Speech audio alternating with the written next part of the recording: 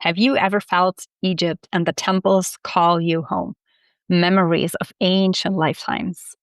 Well, I did. And once I answered, everything changed. Now, I've got something coming up for you, a masterclass on Lionsgate, the 8-8 portal, that is a deep soul remembrance and a code awakening at the same time. In the path of the initiate, becoming a master of the net, you will embark on a virtual pilgrimage along the Nile, each gate unlocking the next level of your energetic body mastery. You'll learn how these temples were designed as soul templates mirroring your chakra system to activate higher states of consciousness, and how you can unlock these same key codes in your own selves today. This is about real transformation. You'll discover ancient Egyptian initiatory teachings, energy mastery, sacred geometry as practical, applied spiritual body technology, and how to step into your true role as a conscious creator, creatrix being. This is not just knowledge. It's an energetic initiation into your next level of sovereignty and power in this time of great human awakening. If you're ready to stop seeking and start embodying, then join us on August 8th. Click the link below, register now, and step onto the path of the initiate. Your mastery begins here. I'll meet you at the first temple gate.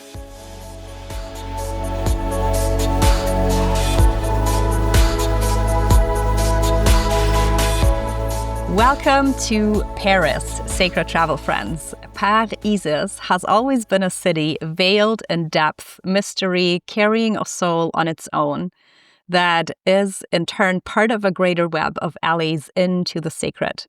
Please welcome with me my dear friend and guest, Patricia Russo, mystic, poet, artist, founder of Sacred Paris, the first and only sacred travel agency in Paris. Welcome, Patricia. What a delight it is to be here with you, Julia. You know, you say of yourself that you are a steward of this sacred project in a city in which visitors often overlook these deeper layers. What is that? Yeah, I think there are 200, there are 200 churches in Paris, so more than I could ever see in a lifetime. However, I think I was in awe that when the Notre Dame doors reopened within the first month, I think they had welcomed over 1 million guests into that church. Wow. And I don't remember how many millions of people visit Paris every year. It's millions and millions and millions of people. And however, every single day that I visit a church that's off the beaten path and find myself the only one in it, I'm just in awe of that, but I also love it because I think there's so much here.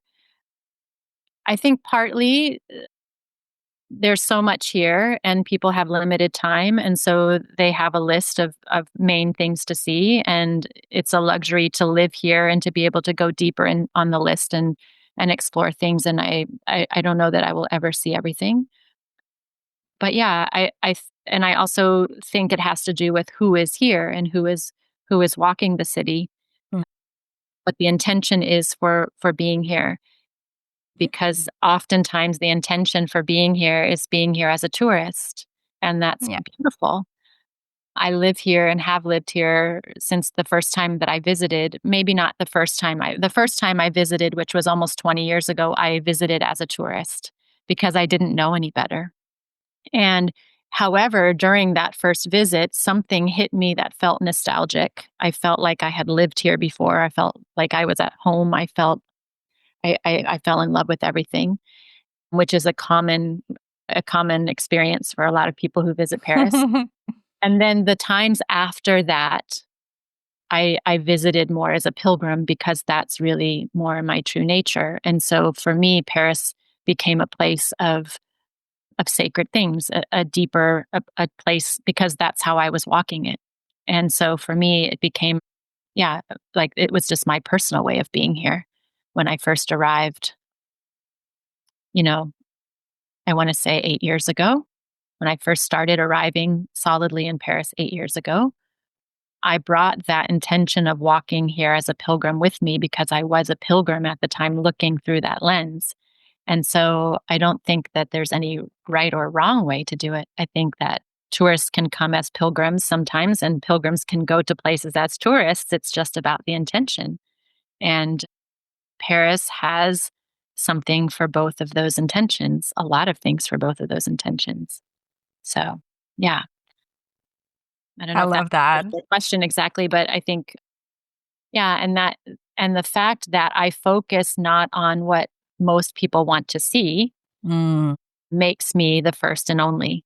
And because I'm the first and only, there's one of two reasons for that. And I'm in the process of finding that out because my business is newly launched. It's usually either I made it first to market and that's brilliant. And, I saw a need or brought a need that was important to me to a market that where there wasn't anybody serving that need. That's certainly what I hope will happen. Or there's no interest. And so there's no need for it. And yeah, what I do is very niched. It's for a very specific traveler. And so it's not for the masses. It's really for people who are looking for the deeper experience. It's slow travel. And so it's all about intention and the way in which you want to visit the city. So yes.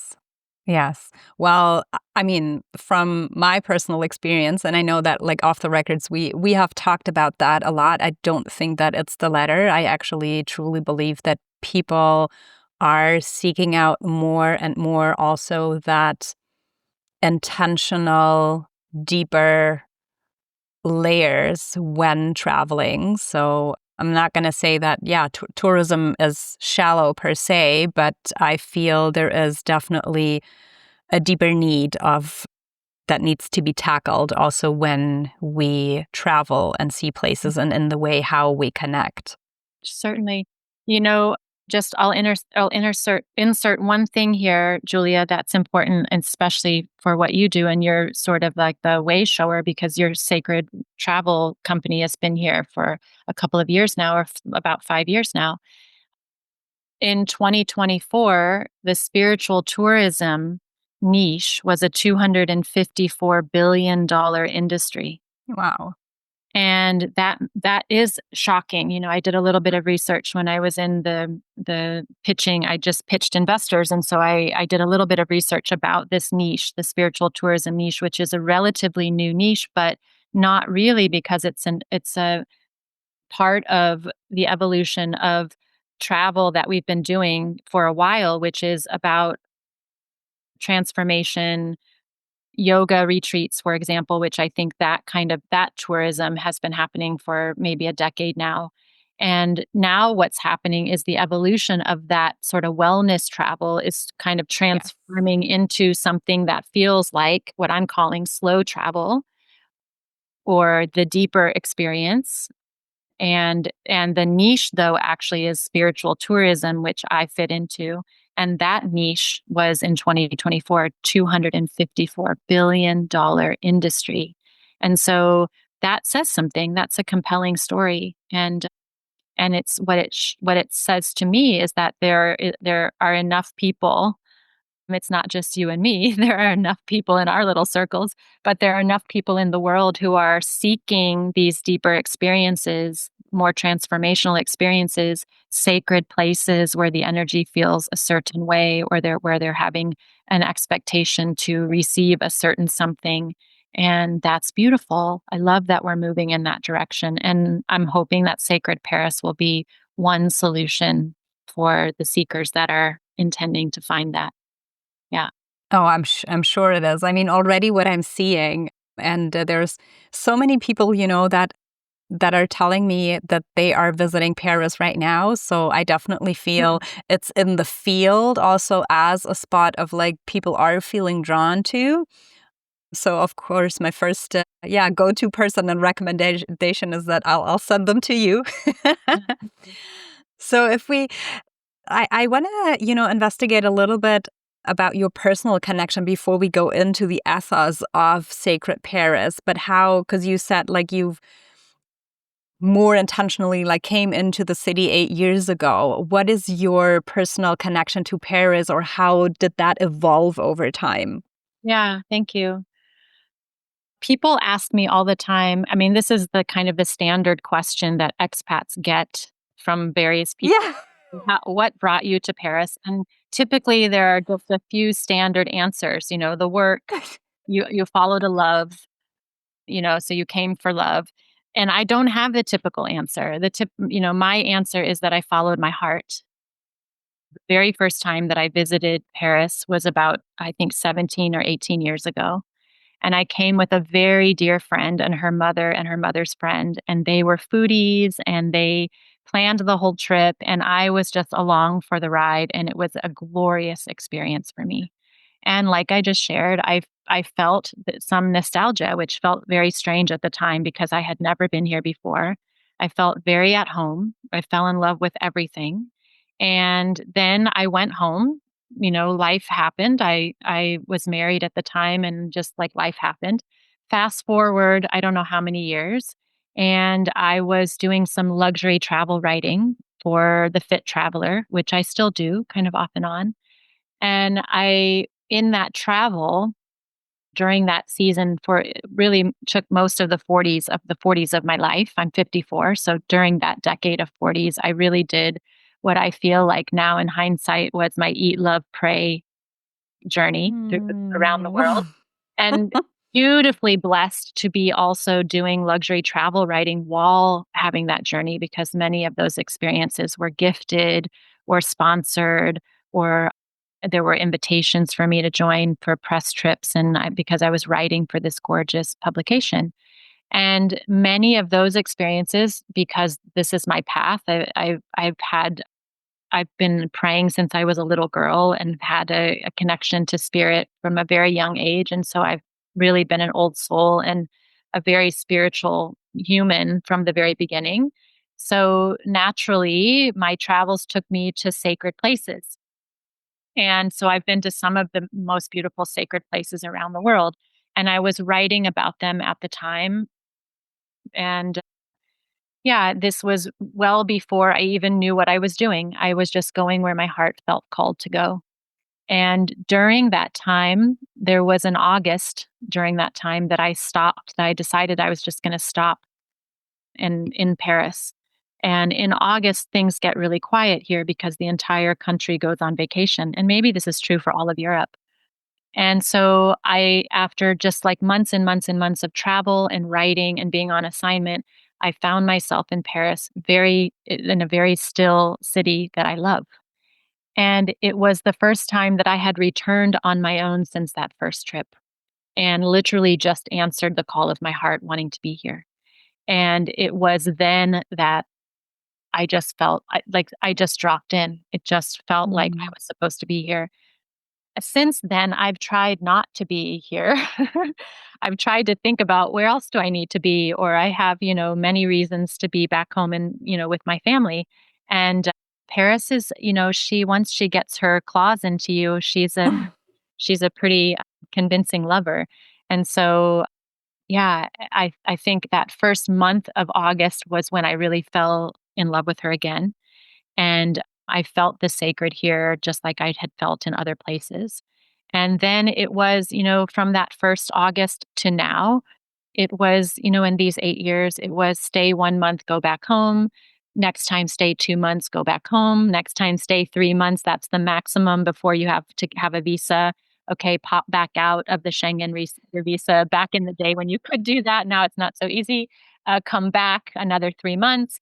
And I just followed my heart naturally and spirit. And little by little, what began to happen was that I went through the visa process and started to be here more. And yeah, and I have been working online in Paris up until now and living in Paris as a pilgrim.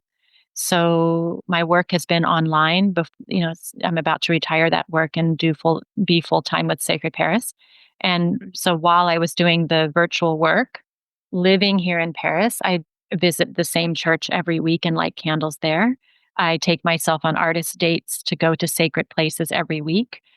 I'm on the river offering rose petals regularly. I'm doing my morning pages in cafes. So I was living here as a pilgrim naturally, just being in the space and the way that I like to be in the space. Yeah, but originally, to answer your question, originally I followed my heart here, and then it's just been it's Paris has wanted me to stay here. The last time, Obviously. yeah, I mean, the last time right after COVID that I was beginning to feel a little bit disenchanted and really thinking about where my next place would be, I met my husband in a cafe, and so when I Well, say it she's a is really there. convincing, yeah, lover, it's like, "Oh, I'm not finished with you yet. Now you're gonna have the French husband experience." And so was 3 years ago. So now I have a residency permit, and I'm here, and I spend the winters, back home in California. I love, and I spend the season here, the tourist season or the high season I spend in Paris. And then I'm on sabbatical for the other part of the year when I think, Paris is charming, but after 8 years of being in Paris for the winter, I prefer to be in California. So, and when you can, you do. So, Oh, yeah, definitely. yeah, Yeah, that sounds really like a beautiful love story. yeah.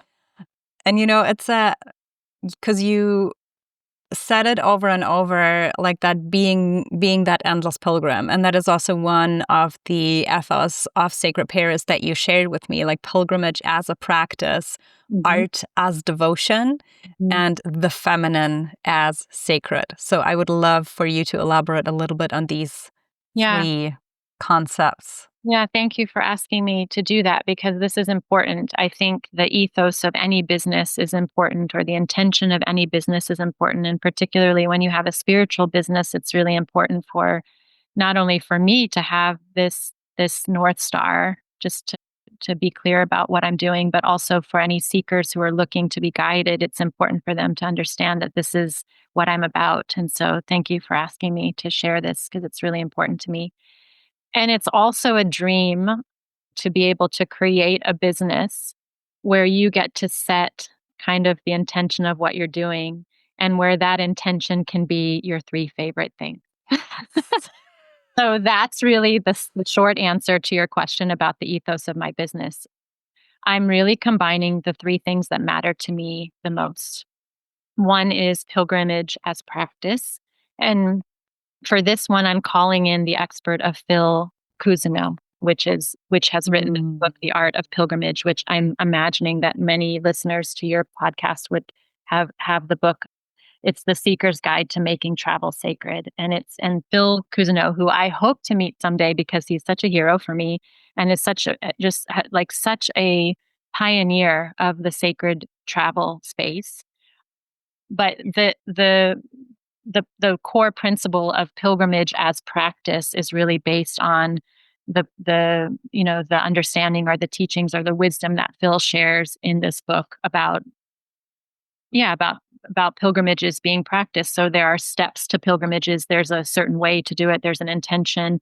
I'm about to write a Substack piece around I'm looking at just the various ways in which different faiths enter sacred spaces and exit them because this is so beautiful to me. So just the care of, well, first calling it using a word like pilgrimage in Paris is very distinct because the word pilgrimage itself conjures a certain intention or a certain invitation Mhm. for us. And you could say, okay, I'm setting out on a pilgrimage to find the best croissant in Paris. Okay, it could mix that, and certainly that I love to have that kind of fun. But when we say pilgrimage, and when I use pilgrimage, it's a really set intention to walk lightly and to do it with care and to notice the state change, from setting the intention to the moment of awe when you drop into a certain energy in a sacred place. And this is really what Phil talks about. And I just love the way that he talks about it. And so that's one of the core principles of Sacred Paris is pilgrimage as practice. The second one is so near and dear to me because for a very long time, probably about 10 or more years, I've been wildly curious about the intersection between art and spirituality. Yeah. And for me, as much as I understand, and I've asked lots of artists this, I'm a creator and an artist myself. There is no substitution between creation and spirituality. And for me, it's about the clear channel of being a conduit to let whatever source wants you to create, or that whatever can come through you and be created. It's also the capacity that we have as humans, and particularly in our feminine, the capacity that we have to transmute many different things into beauty and into art, into poetry. And so, yeah, art as devotion for the second principle is inspired by Julia Cameron's The Artist's Way. And that's really, I've been a student of that wisdom for, gosh, longer than I want to admit. And this is a book that I have shared in many circles that I've had the great honor of facilitating. The Artist's Way changed my life. Morning pages is still a solid practice that I feel like every human should do. And so that's the second core principle of the ethos of 𝘁𝗵𝗆 is really recognizing that art is part of spirituality. And certainly you can't live in Paris and not somehow be in reverence to the art and beauty of this city, because it's everywhere and it's part of the French culture. And it's so important for us to look at, yeah, this connection between art and spirituality, or art as devotion. And I really love to practice that. I'm not an expert, but I love to hold space for artists. I love to hold sacred space for artists to see how we can expand together.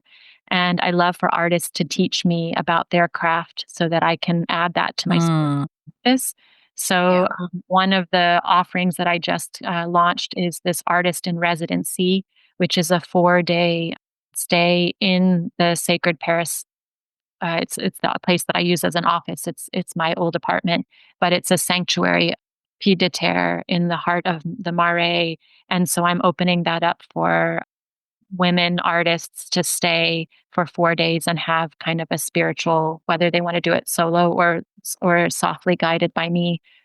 I just feel inspired to support artists who are also connected to their spirituality and wanting to be in an inspirational and sacred place to cultivate that, to cultivate their art.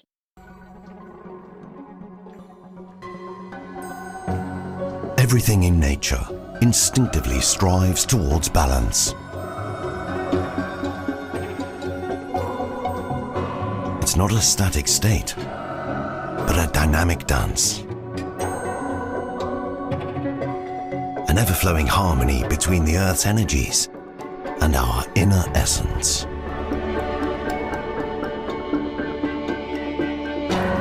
The dance between nature and humanity. Chaos and order. The body and the soul. The steady rhythm of a beating heart. 𝘂𝘆𝗆𝗄𝗆𝐿ite's nutritional supplements are crafted with this philosophy, blending the gifts of nature with human innovations to support your inner balance. Because balance was born with you. 𝘂𝘆𝗆𝗆𝗄𝗆𝗆𝗆, quintessence of life. And then the third one, I bring in Mary, of course. So we have Julia, and then the third core principle is about the feminine as sacred. And this is just so much of who I am. I'm a theologian. I'm a modern mystic. I'm a bhakti yoga teacher. I'm just like in deep, deep, deep devotion to the feminine, and just a forever student of Mary's. And so, yeah, the feminine as sacred is, I have felt since day one, since probably that very first visit in Paris, that Paris has a very feminine energy for me. It's an urban space. It's an urban city, and there's a lot of masculine containment I can feel within that. But I feel a lot of feminine energy here in the way that women move here, in the French women, the energy that the French women have here. Of course, the culture, the art, and of course the history of the sacred in all the religions that are here, the history for better or worse. But there's just a lot of feminine energy here for me. And so And then, of course, the south of France and the Mary Magdalene connection. I thread that in, of course, because I have just my heart is just tied to 𝘁𝗵𝗆. And so for me, that has to be part of what I'm doing, is to bring in the feminine and really be in reverence to the divine feminine in what I'm doing and what I'm sharing. So a lot of what I share is speaks to women because of that. And that's okay, because this is really where I feel the most comfortable. But it's open to anyone who feels that's true for them, that the feminine is sacred. It's not to exclude anything, but this is just one of the things that I think is important for me, and something that I certainly feel here in Paris, and what I want to amplify with the work that I'm doing. Yeah. Thank you for speaking into that. That is, yeah, it's so beautiful. And, it also made me think of maybe I should come up with something similar, like an ethos for my company, because I haven't done that so far. So that's definitely a big inspiration. Great. It helps to keep me focused, and I think I have a tendency to be, because I'm a creator and because I'm a woman, I have a tendency to say, oh, yes, and I'll do this too, and I'll do this too, and I'll do this too. Oh, yes. And I think so it's really more to keep me, really focused on what it is that I want to focus on. And these three core principles are huge. There's a lot of expansion in each one of them. And I feel like there's space in each one of them to create all that I want to create and share. So, yeah. And they're my three guiding hero, they're my three guiding teachers. So it makes sense to have them be guiding the project. It feels like this is, the masculine structure to the feminine flow that needs to happen. So Yeah, the beautiful balance. Yeah. So let's take us on a tour. Like, what can people experience with you in and through Sacred Paris? Okay. Yeah, that's a I want to share with you one example of, I have a list of signature tours, which I put on my website. They're 3-hour tours, and they're really for these three types of seekers. So the seeker that is wanting to be a pilgrim and experience a sacred Paris pilgrimage. There's a seeker that is an artist who wants to maybe go on a bohemian Montmartre experience and go into artist ateliers and have a sort of an artist experience, or living the artist's way experience in Paris. And then there's all of the Mary. And so right now, what's happening, because we're in the season of pilgrimages in the South, I'm getting a lot of requests to take people on journeys through Paris that touch on the thread of Mary Magdalene. And so the question that I get asked a lot is Mary Magdalene here? And where can I find Mary Magdalene in Paris? And what are your favorite places? That's such a hard question, because yes, I can tell you what my favorite places are. What are the 5 must-see Mary Magdalene Mary Magdalene connections in Paris? So there's all of that. And I want to just share, I'm also very open to being inspired by these asks to create things, both bespoke things for women who ask me. And just recently, a woman named 𝘁𝗵𝗆 from LA asked me to combine the sacred feminine, Mary Magdalene, and water, which I hadn't done before. And so I loved this because, of course, we've got the river and this gorgeous legend around the river. And it's such a beautiful part of Paris, that the energy of Paris, that the sacred water is super important here. But in the launch, I had not included any water. So now I have probably one of my favorite, and it's certainly becoming one of the most requested experiences. You would call it a tour. I call it a walking ritual. And so the language is also important, and the way in which I do things is very different. That's distinct, because even if you just try on those two words, a tour versus a walking ritual, it's already distinctly different. Traps you in differently. Yeah, and it also beautifully becomes like a beacon for the most aligned people to say yes to that experience. Because if you're not interested in a walking ritual, then it wouldn't be for you. If you prefer to have a tour, then I have those too. But this walking ritual is really beautiful. It's called a Sacred Waters, Mary Magdalene inspired walking ritual. And what it is I have 5 little glass jars, which become a water altar. at the end of the experience. And we go to 5 different places where we collect the sacred water at each one of those places. And I talk about the places. I talk about the energy, the potential energy of the sacred water that's being collected at the spot. We do like a short blessing, and I talk about like why the water's important. And these spots, so we start at Magdalene, of course, because this is like, where everybody feels like is like the most prominent Magdalene spot. And we just collect water, the sacred water from the 𝘁𝗵𝗆 that's just at the front of the room, of the sacred place of the cathedral. And sometimes these places are bone dry, so also it's like the best made plans. Like when I took Teddy to Concorde, for example, they were getting ready for Bastille Day. So the fountains were bone dry and we couldn't collect the water. So we found an alternative. And actually one of the places is dry, and that jar becomes the opposite, or the becomes the breath. It becomes the evaporation of water. What happens without the water? It's the space. And that's the 𝘁𝗵𝗁 Museum, where we go into the space where there used to be the thermal baths there, the Roman baths, but there's no water there now. So we go from Magdalene to 5 places. Of course, we stop at 𝘁𝗵𝗆 and we take a look at the rose line. And so we pop ourselves onto that ley line. And then we end in the Luxembourg Garden at the fountain there, 𝘁𝗵𝘁 fountain, which is just a gorgeous one. And I'm dipping my ladle in because it's tricky to get the water from there, and we're filling our jars. And so by the end of the experience, each person has the 5 sacred water jars with set intention and blessings, and they have the blessing ritual, which they can take home with them. And they have the energy and the water from the spaces. So it's not just dropping into the spaces and taking the energy home, but they also have some sacred water. That's one of my new favorites. But I'm also, of course, doing like lots of divine feminine tours, like the Sacred Feminine in Paris.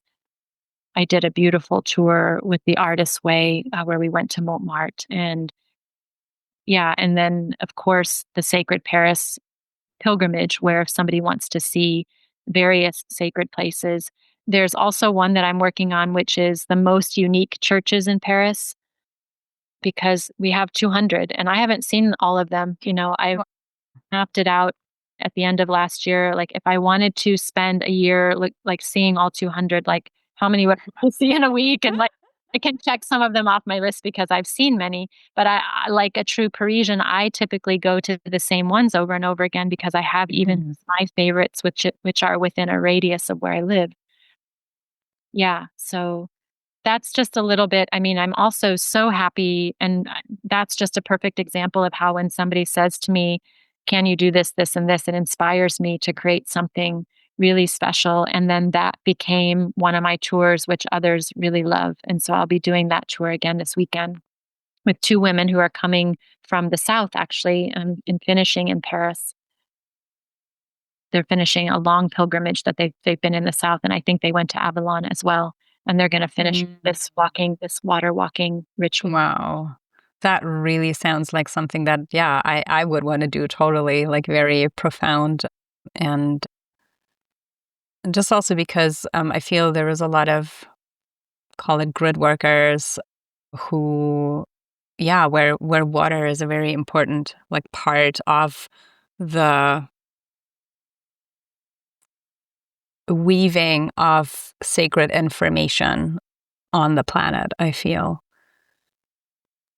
Wow. So it's in the back of my hat to come to Paris in November. Let's see if it works out. But I won't be here in November because I'll be in you won't? California. No, Oh, but I can guide you from virtually. I will guide you. Yeah, darn it. No, my hope is from mid-October to beginning of January is when I'm on sabbatical in California, refilling my cup while it's a little bit darker here and colder here. Yeah. that makes absolute sense. Yeah. But you and I are making plans to co-create something in the future, so we'll fit it in. Yeah. Sounds amazing. One of the things that I feel as we speak about these different layerings also of how we can walk through a city, how do you feel does the sacredness reveal itself in the city of Paris, like through these hustle and bustle of people and tourists and busyness and life that's happening? I love this question. Yeah, I love this question. Well, the sure tip I will give you about this is that if you're moving quickly and contributing to the fast pace of this fast city, I think actually Paris, I've been in lots of cities and I actually wouldn't say that Paris is a fast place. I think she's a middle lane. She's not in the slow lane and she's not in the fast lane. I think she's a middle lane urban space. Like it can feel fast here because it's a city, but it doesn't feel fast here. Fast is not part of the culture of France. France is really a slow culture. France is about taking it slow. France is about, it's really. And so if you're here and you feel part of the fast energy or a moving energy, and you are contributing to that energy, the chances are it will be more difficult for you to see the sacred. Because the sacred hides in the stillness. Yeah, the sacred hides in the quiet, the sacred hides in the slow places, the sacred hides in the shadow, and the sacred hides in plain sight, but we're often too busy or too fast and we miss it. We walk right past it. I've lost track of the number of times that I've guided someone somewhere and they've said, I've walked past this church 100 times and I never went inside. And that's a perfect example. So the answer to your question is it's everywhere. Like it's everywhere. For me, it's everywhere. This is really how I live here. I look at in the early mornings when I'm doing my walk before anyone is awake and Paris is very quiet, when the men are setting up the terraces in the summertime, that's sacred to me because there's a rhythm to it and there's a way to it and it's very careful and it's done every single day. It's a ritual. And so I think for me, it's, the sacred can be in how you're sipping your coffee at a cafe. And it certainly feels that way here in Paris. And perhaps this is why tourists that come, particularly from the US, are so enamored by it because it feels like there's a slowness, a carefulness, an intention, and a reverence for just everyday things. So some everyday things can feel very sacred in this taking our time. And then of course the other part of it is just being open to it. So this goes back to our original intention. If your intention is to see the sacred here, we will see what we intend to see. Like you see what you want to see. It's kind of a funny little way that happens. And so of course everywhere I look I see it. So I would say to slow down, to get really slow, and to just, and this is really, the French have this word called flâneur, and there's a culture about wandering aimlessly without a plan. And then that's really when the most magic happens. This is really part of the culture here. It's about being here without a plan, being slowly, allowing the sacred to come to you. And sometimes it's hidden, it's just right in plain sight, and sometimes we have to seek it. But yeah, I think for me, it's really about slowing down and setting an intention to see through the lens that you want to see the sacred here. And I also want to just say one little thing that I feel like as a poet, I notice when people visit Paris, especially the first time, and then they go back home, they oftentimes have this feeling which is ineffable, like they can't quite explain what it was. Like, I don't know what it was about that place, but I just loved that place. And for me, when I witness them in that, it's the sacred here. It's that the sacred touched them, what I call the sacred. And it's this feeling, this frequency of the divine, this feeling or frequency of something that touched a part of you, the heart part of you in a certain way, that slowed you down, that caused some pause for you, that touched you deeply. that made some kind of a difference. So for artists, it's like great inspiration. For lovers, it's like love. For mamas, it's like a opening of some sort, like whatever, however it opens you or changes you. And so I love witnessing people without the words to describe how Paris touched them, because for me, I see that as like, oh, I think the sacred here touched you, and it's oftentimes really hard to put that into words. And so, yeah, your question is really tricky, but I would say, like, if you want to find it, really slow down and allow it to come to you. And that's really, I've been here for 8 years and it's still coming to me. And it's because when I leave and set an intention to experience it, I'm open to whatever wants to reveal itself to me. And yeah, that's been really beautiful. So if you're limited time and you want to see the sacred, then this is like, then you want to hire somebody like me, because I'm obviously a little bit more aware of what the sacred is here. If you wanted to, all right, we're going to see 5 sacred places today, and I guarantee that they will touch you deeply and that there will be something really magnificent for you to see here. So, that's really where I think having somebody like me here discerning a little bit for you, and this would be, of course, if you trust my lens, to take you to sit before a painting that brings you to tears, for example, in a church no one is, because there's no queue outside to get in, or you don't need a ticket. Yeah. Or to sit in a red velvet chair with a woman's name engraved in gold behind it on a balcony above the main sanctuary in a synagogue, for example. Like, yeah, these are some of my favorite places. And to call this work is just a dream, because this is how I experience Paris living here. And so when I have people send me messages, and I say this every time someone sends me a message, thank you for wanting to connect with me. This is a blessing to get your request, because it's just it's such an honor to share this part of Paris with people who are interested in experiencing it. I just feel like I want to sit in silence and allow the energy from what you said to just fill fill the conversation, because I feel that there's really so much that doesn't have to be spoken, and that doesn't have to be studied in a way. It's really the experiencing it. Mm-hmm. Right. I want to add 2 things to that, if I may. One is, I always start every tour with this kind of little caveat. I'm not French, and j'ai compris beaucoup français, mais j'ai parlé un petit peu. So I speak just a tiny bit. I understand a lot more than I can speak, and this is my own fault. I started taking lessons, and then COVID happened, and my work has been fully online in English. So I'm going to be really trying to become a better student in the future now with this business on the ground. So I'm not French. I'm not a historian, really, and I don't have the brain for history. So when somebody asks me for something more historic, I have partners for this who are brilliant at sharing this wisdom.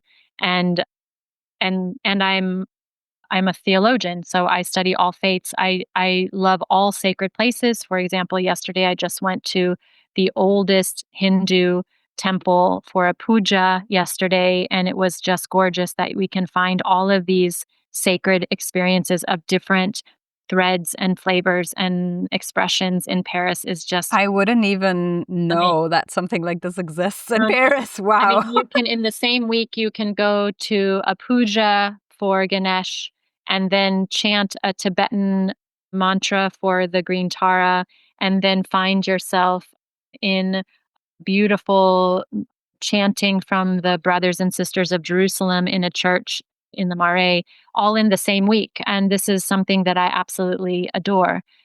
And this is what I'm planning on sharing in the Sacred Paris pilgrimage, which is a 7-day experience. And I think I'm the only one that's doing that at the moment. It's a 7-day retreat that is in Paris, and it's exploring all of these theologies and all of these experiences. But that first is one thing I wanted to say, is that I'm not any of those things. I'm a forever student. So speaking to what you just said, like the more that I learn, the less I know. And I really want it to stay that way. I don't want to ever get to the place where I feel like I know everything because I just don't think that's possible. And it keeps me wanting, it keeps me hungry to like want to find more, learn more. And there was a second thing I was going to share. Oh, yeah, the second thing I wanted to share if I could is this feels really, really important to say. Yes, Sacred Paris is an official French company, which I just started, and I feel incredibly blessed to be able to do it. I also feel very strongly that I'm the steward of this project. And so what that means is that it's not really mine. I'm here stewarding it. And I think that it's important. What I really feel is that it's important that this project be stewarded by somebody from the outside, because when you are somebody from the outside, you see the place through different eyes, like through a different lens. So the fact that I'm an American living here in Paris with all that I am allows me to see Paris in a different way than somebody who's been here their whole life. And I get this all the time where Parisians say, "Oh my goodness, I didn't know that you could spend the night at Sacré-Cœur and pray, and that a prayer has been happening there for 140 years. I've lived here my whole life. How did I not know that that happens?" And so I think, yeah, it's been beautiful how this project has dropped in for me. And part of the message that I got was that it's the project for me to steward, to bridge the gaps, to be the bridge for the tourists and seekers that are coming here to experience the sacred here, and to be able to share the Paris that I see through the eyes that I see it through as an outsider. And that's really important to say, I think, because I am not French, and I don't ever want it to sound like I'm an expert or that I know more than anybody who's lived here their whole life. I'm really like just so happy and feeling so blessed to live here. And Sacred Paris is really my way of giving back to this city that's given me so much, and to carefully share what I love so much about the city with others who care to see it. So, yeah, I think those two pieces are really important to share regarding what I'm doing here. Yeah. That's beautifully said. There is something that I introducing for the first time to the podcast with you. I want to go through some what I call like rapid Starfire questions with you before we like slowly start wrapping it up. There's no right or wrong. Okay. And maybe even both, but like dropping into the moment, like what's present for you now. So I'll ask the question and then you just reply. Yeah, sure. Okay. So, what are your 3 favorite sacred sites in Paris?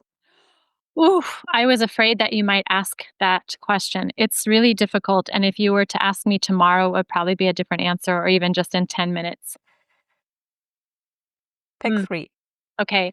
I'm going to pick the top 3 on the top of my head. Number 1 has to be the St. Paul Church, because I go every week and I light candles there. And for me, it's held me in so much loss and so much heartbreak and so much grief. And so I can't get enough of that place. I want to say, and I think it's crazy that they might all be churches today. I think the second place is going to be the church. There's only one church on 𝘁𝗵𝗁. It's the Church of 𝘁𝗵𝗁. And I don't know what is going on there. I don't know. Maybe we can do a little bit of research, but every time I go, the light language in that church, the light is always dancing. It's always speaking. It is always magical. I can't get enough. And so when I want to feel the other realms, when I want to feel outside of my body, when I want to connect to light itself, I take myself to that church, and it never disappoints me. I love, love, love it. And both of these churches, I often find myself the only one in the church. And that's also part of why they're my favorite. And the third one, I want to say my most recent, because I just had a really beautiful experience there. There is a church in the Marais. Why am I forgetting the name of it at the top of my head right now? I will have to get back to you on the name of it. But you can just easily research, because it has a 𝘁𝗶𝘀 painting, the Jesus in the desert painting. It's a gorgeous painting, and it's just in the back of the sanctuary in a chapel all on its own is this gorgeous it's a simple little altar with this huge painting. And I take a chair from the sanctuary, I put the chair in front of the painting, and I sit there. And the first time I did this, I was in tears because it's just the energy in this space and this painting, the painting of Mary Magdalene in this one, and there are several. I'm surprised I'm not mentioning the other, but you're only asking me for 3. Exquisite. And the last time I was there, I thought it was a moth. This white thing flew in, touched the altar, flew up, and then landed on my lap, and it was a butterfly. And it was the most magical thing that happened. And I was just that's the sacred. When you sit still enough, the sacred comes to you. And it was just a moment. I just started crying. And it was just, so I would say these 3 just are top of mind because of what I feel in them. And I'm sorry that they're all churches, because I do have plenty of sacred places that are not. These are the ones on my heart in the moment. Yeah. Thank you. Mystery or mastery? Oh, mystery. 100%. I never want to be the master of anything.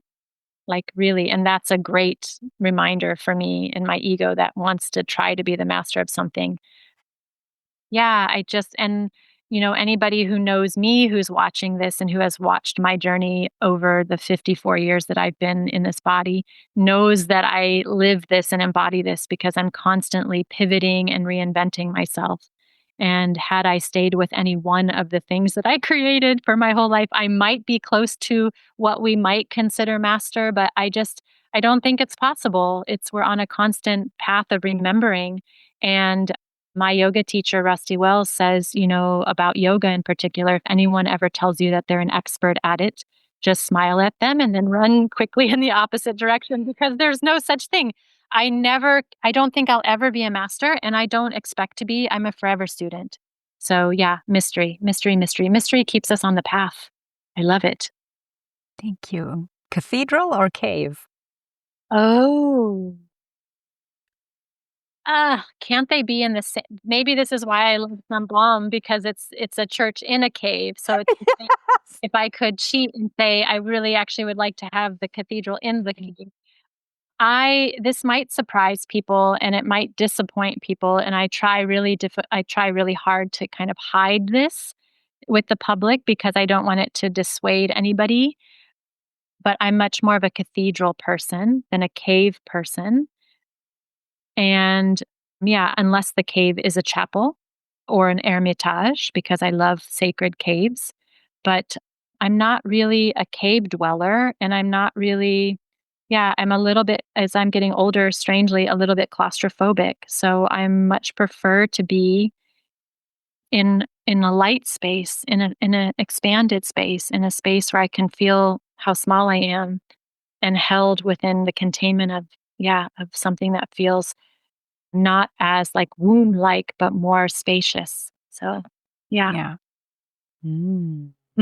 Paris or California? This is impossible. Well, that one's impossible because I have part of my heart is in Paris with my husband, and part of my heart is in California with my niece. And so really, Julia, I couldn't possibly pick, because a half of me I'm half here and half there, and I never want it to be any other way other than that. And if I had to choose, it would be just, I'd want to slice myself in half.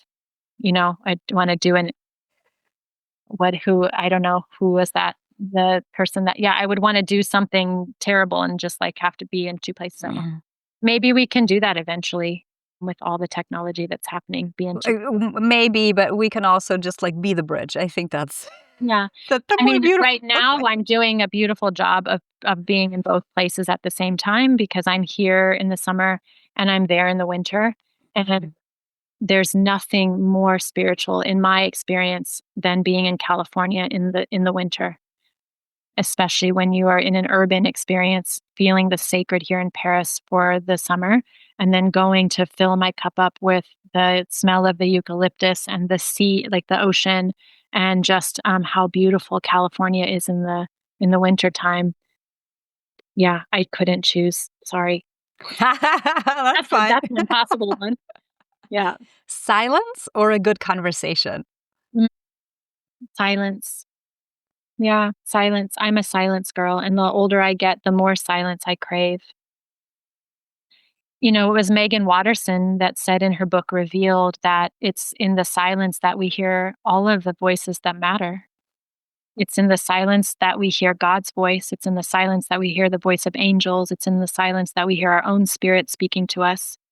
And these are voices that I could not walk the path without. And so I love a good conversation, but if I had to choose, I would choose the silence because in the silence are the conversations that matter to me the most. That's beautiful. Yeah. Thank you. Thanks for the rapid Starfire questions. Was I the first one? So I think you were the first one. perfect. I think this is a great idea. Yeah, I love it.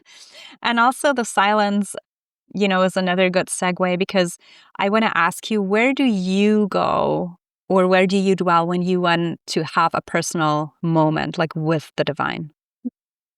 I mean, yeah, I think I find the divine in all of the sacred places that I visit.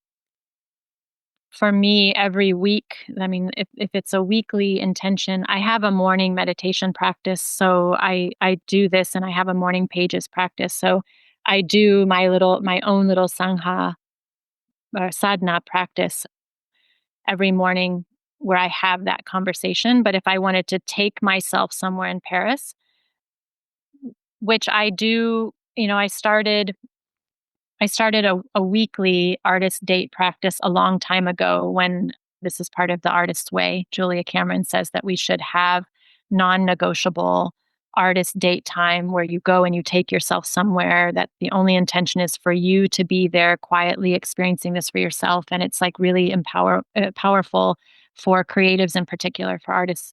And I started this practice a long time ago. I do it every week, and I'm breaking one of the rules now where I'm inviting others to join me every week on Wednesdays to go to these sacred places where I'm doing my artist date. But typically, these artist dates, the intention has been to have a moment to be in stillness, to connect with the divine. And so oftentimes they are in churches that I know are going to be quiet, that I'm going to be alone.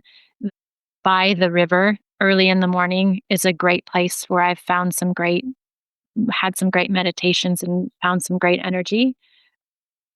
Yeah. And then I also want to say, like, some of the most powerful, speaking your language, like some of the most charged places with regard to like ley lines and energy centers. Sometimes when I know that I'm going to those places, I position myself and kind of take extra time to drop into a meditation to just call that energy in.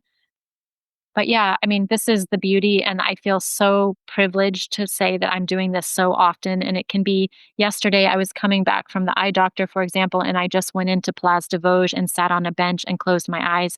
And it can happen there, even just in the middle of the garden with the sun on your face. So I just feel like it's here so much. And there isn't one particular place other than 𝘁𝗵𝗆, which is my church that I live near and that I go to every week to light candles, that I really set an intention to do a certain ritual, a metta ritual of lighting candles and then praying in that church.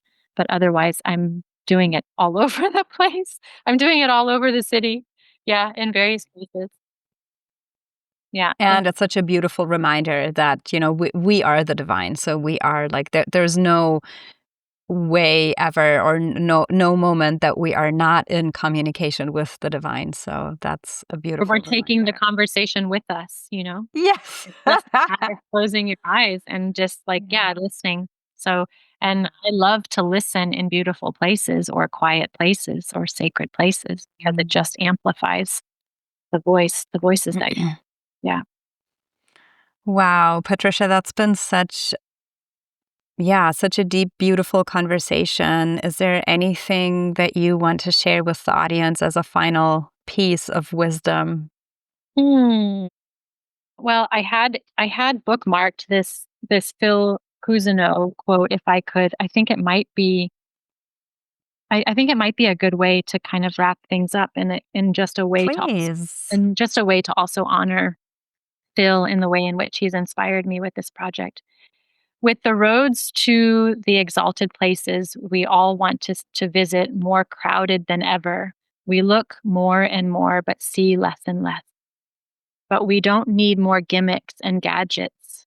All we need to do is reimagine the way that we travel. If we truly want to know the secret of soulful travel, we need to believe that there is something sacred waiting to be discovered in virtually every journey. That's 𝘁𝗆'𝗋 from The Art of Pilgrimage. And the book, I mean, I've got it. I should have just highlighted the whole book. Everything that he says is so gorgeous. But yeah, I think I'm not the first person to be inviting people to visit Paris. Millions of people visit Paris every year. What I'm doing is very niche, it's very special, and it's slow, and it's careful, and it's for the seekers that are seeking something different. And I'm part of what Phil is asking us to do is to reimagine soulful travel and to do it with care. So I would Julia, thank you so much. This conversation has been a long time in the making, and I adore you and what you're doing. And I know that we'll co-create something in the future. And so I just feel honored to be part of the collection of conversations that live here in your sacred travel world. I feel blessed to be part of this world now with my new project. And it would be an honor to guide any of the listeners who felt a tingle with this conversation when they visit Paris. What I would love to share is that Paris is a beautiful bookmark or end bookends for sacred travel to the south of France, where, I guide pilgrimages in 𝘁𝗵𝘁 every year. But you don't have to be on a pilgrimage with me if you're coming in and out of Paris. A night at Sacré-Cœur, for example, with me before you go into the south is a gorgeous way to drop into the sacred energy in France. And then as you're leaving, if you're coming back through Paris to do a hammam experience in the Grand Mosque after you've traveled and been in all these sacred places is a great bookend. So there are these two bookends for those of you that are traveling to the south. And then, like I shared, I'll be hosting three 7-day experiences next year, which I think I'm the only one doing this in Paris at the moment. The first one in February is the Sacred Paris Pilgrimage, and it's 7 days. We're staying at a boutique hotel, and it's just gorgeous. You can get the full itinerary on my website. And the one in June will be the Sacred Feminine. So there will be a Sacred Feminine 7-day in Paris. And then the one in October next year will be for artists. It's Living the Artist's Way in Paris, and I'm really looking forward to it. Wow. Yeah, in addition to the community events that I do here in Paris for anybody who happens to be here, I also do the tours, and then I'm doing these greater experiences and then pilgrimages beyond Paris, which you can find all of that on sacredparis.com. Everything is there. And if you have questions about anything or you want me to create something special for you, I would be delighted. So yeah, that's what I would share. And just thank you so much for giving me the space to share my story, Julia. It really, it means a lot to me that I have sisters who are interested in what I do and that give me space to share it. So thank you.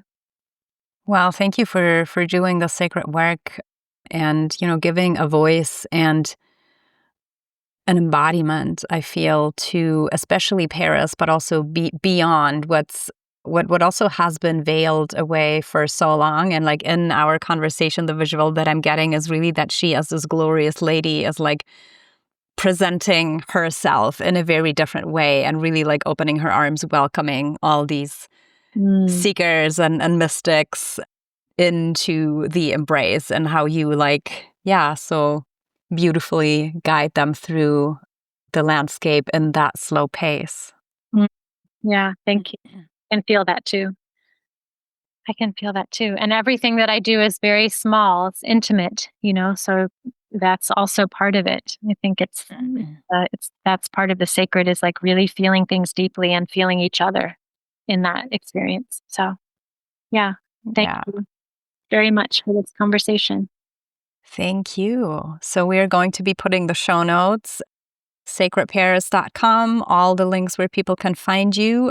I also noted down both of the books that you recommended. We're also going to be putting them as additional resources. And should you find yourself in Paris or have any plans, or not yet, but now you really want to visit, then I really, really warmly invite you into Patricia's hands. She is such a beautiful guide with high standards and high integrity in her work.